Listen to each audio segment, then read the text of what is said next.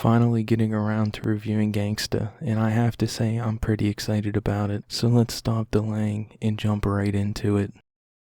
Starting off with the synopsis, which might be a little bit hard because Gangsta has so much going on, so I'll try to summarize as best as I can. Basically, you have these two dudes, Worick and Nico. They go by the title of the Handymen, essentially just mercenaries. They do jobs for people in this gang-controlled, crime-ridden city. We also have to mention tags. Tags are people who wear dog tags, and they're kind of like better humans, if that makes sense. Like, they're able to move faster, jump higher, and all around stronger. Tags are totally hated in this society, but yeah, throw in some plot and a whole slew of characters and you have Gangsta.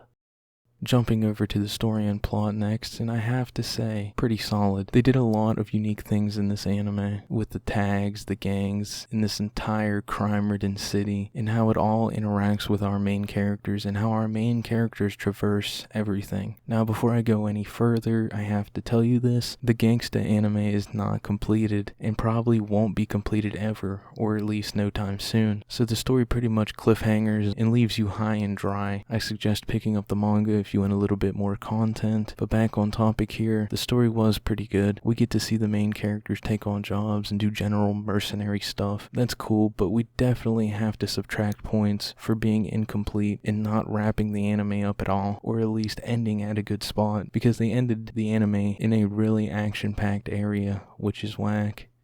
Going over to world building, this is one thing Gangsta did really well, and you don't see a lot of anime doing this. So like I mentioned, this is a gang-controlled, crime-ridden city. You have these crime families working together, fighting, corrupt cops, people hunting tags, our main characters doing main character things, little shops that characters visit, nightclubs, the one doctor dude's office. And this doesn't even scratch the surface of Gangsta's world. They successfully made their world feel alive, and that's a great thing. And for me, it's something I want to see more in anime.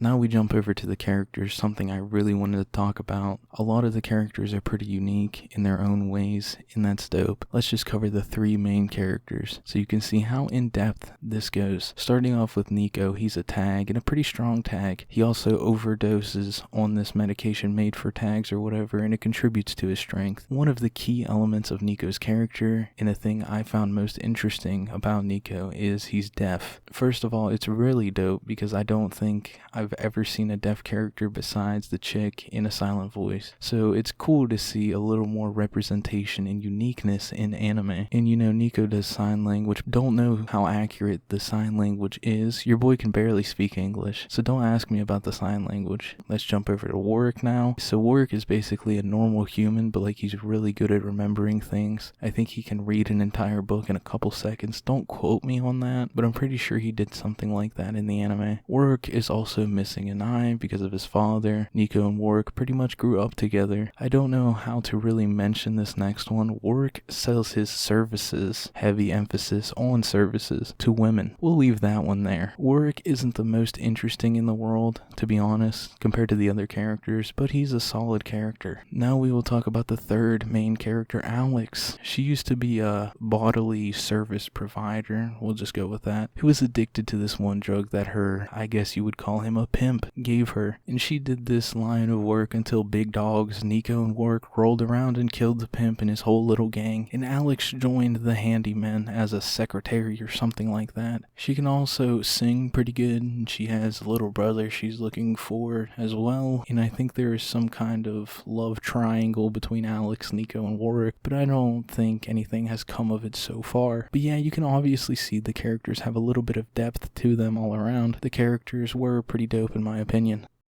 Now on to art, animation, and sound design. In all honesty, I don't have much to say on this. I really liked all of it. The art style was pretty good. The anime has this whole look to it that really makes it feel like a crime-filled place. It's all dark and stuff. I loved the animation. It was smooth. The fight scenes were pretty good as well. Character design is something anime does really well. Most of the characters looked really good, especially Doug. He was just really sick looking. Character with locks in an anime absolutely blew my mind. Great to see some unique character designs for once. But to touch on the sound design real quick, I don't really pay attention to sound design, so that means it's good, because I don't have anything I can really point out about it. The one thing I liked was the opening. That was pretty solid. And that pretty much wraps up this category.